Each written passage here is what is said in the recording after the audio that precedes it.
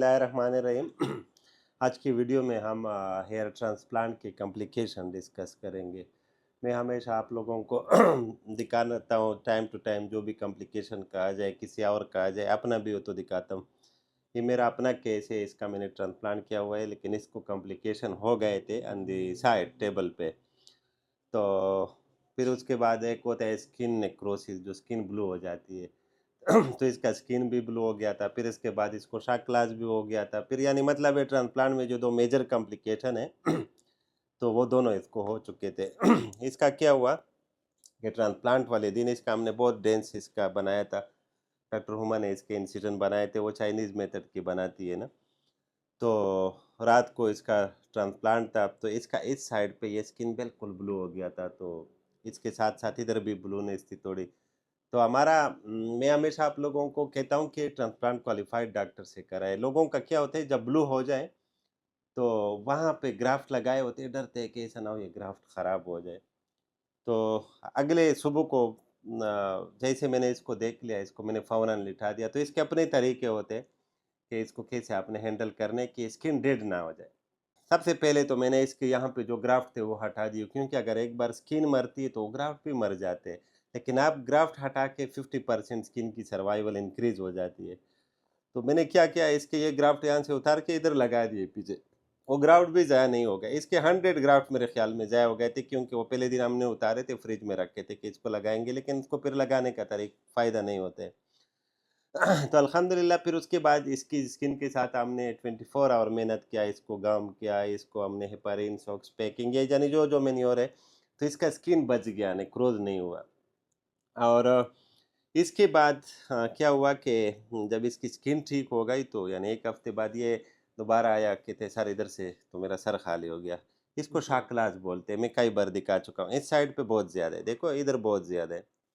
लेकिन जिसको भी शाक क्लास हो जाए, शाक क्लास के बारे में मैं कई बार बता चुका, उसके लिए परेशान नहीं हो।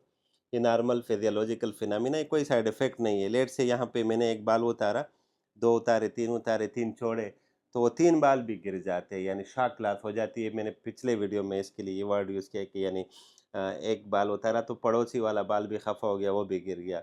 लेकिन उसका रूट अंदर है। अभी देखो इसके 2 माह पूरे हो गए, तीसरा चल रहा है, लेकिन इसके बाल आना शुरू हो गए इसमें।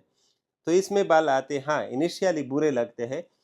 सोसाइटी में लोग कहते हैं, "यार, ये आपने क्या किया ट्रांसप्लांट किया, ये तो आपने बुरा किया, पीछे से खाली हो गया।" मेरा एक पेशेंट है मानसेरा में, दनियाल, रिसेंटली उसका शाह क्लास हुआ है, तो मैं कभी-कभी मज़ाक में बोल देता हूँ मरीज़ को कि ये तो बस बहुत ख़राब हो गया, ठीक नहीं हो सकता। तो वो कहते हैं, "सर, कैंसर तो नहीं हो गया?" मैंने कहा, "अल्लाह के बंदे, कैंसर नहीं है, ये सिंपल फे।" इसको अगर देखा जाए, इसको शाह क्लास फ्रंट पे भी हुआ है। हाँ, हाँ। यहाँ पे हमने काम किया था, उसकी वजह से इसकी जो अपने बाल थे उसका भी शक्लास हो गया। यानी मतलब है ट्रांसप्लांट के जो 2 पॉसिबल साइड इफ़ेक्ट है, स्किन सायनोसिस और शाकलास, दोनों इसको हो गए थे, और ये यूरोप से आया था स्पेशली ट्रांसप्लांट के लिए। लेकिन इंशाल्लाह इसका रिज़ल्ट मैं आप लोगों को दिखाऊँगा। इसका बहुत ही अच्छा रिज़ल्ट आएगा एक्सपेक्टेडली। यहाँ पे कुछ बाल नहीं होंगे, यहाँ से मैंने उतारे, यहाँ पे मैंने इसको कहा कि अगले साल आप फिर आएँगे, तो फिर मैं बाल लगाऊँगा। तो इस वीडियो में मैसेज ये है कि ट्रांसप्लांट कॉम्प्लिकेशन से खाली नहीं है, ये मैं हमेशा वीडियोज़ में कहता हूँ, साइड इफ़ेक्ट हो सकते हैं। ये इसको साइड इफ़ेक्ट में बोलता हूँ, ये कोई मेजर नहीं है। लेकिन साइड इफ़ेक्ट को हैंडल करना, वो बंदे को आना चाहिए। यानी मैं हमेशा जब कहता हूँ कि आप अपने इलाके में किसी क्वालिफाइड प्लास्टिक सर्जन से करा दें। अ, मैं बड़ी बात तो नहीं कर रहा हूँ, लेकिन मुझे कन्फर्म है कि ये बंदा अगर किसी ऐसे क्लिनिक में होता जहाँ पे डॉक्टर ना होता, तो इसकी स्किन ये डेड होती, और ये स्किन हटाते फिर दूसरी स्किन लगाते। लेकिन अल्हम्दुलिल्लाह इसकी स्किन अल्लाह ने बचा दिया। सिर्फ साइनोज़ हो गया था। हाँ, यहाँ पे ग्राफ्ट नहीं, बाल नहीं आएँगे, थोड़े-थोड़े आ जाएँगे। बाकी इसका रिज़ल्ट बहुत अच्छा आएगा। ये शाह क्लास अभी ये जा रहा है यूरोप, वरना मैं इसको चौथे 5वें महीने पे दिखाता तो ये जगह भी कवर हुआ होगा। तो शार्क क्लास और स्किन साइनोसिस, नेक्रोसिस, ये चीज़ें ट्रांसप्लांट में हो सकती है, उसके लिए परेशान नहीं होना चाहिए। अगर किसी और को भी हो, तो आप लोग इसको टाइमली इंटरवेन करें, जिस क्लिनिक वालों के लिए मैं मैसेज दे रहा हूँ। यानी ये जो बंदा है, ये इंसान होता है, तो फॉलिकल जो है उस पे ना डरे। लेट्स से कोई जगह आपका साइनोज़ हो गया, तो बाल उतार दें वहाँ से, क्योंकि वो बाल जो है वो आपने सुराखों में डाले, वो पैक किया हुआ है, उस जगह की ब्लड सप्लाई रुक जाती है, तो वो आप हटा दें। तो हमेशा मैं अक्सर मरीज़ कहते हैं बहुत ज़्यादा डेंस बना ले, मैं उसको बोलता हूँ डेंसिटी का एक लिमिट होता है कि आपकी स्किन बर्दाश्त कितना करती है।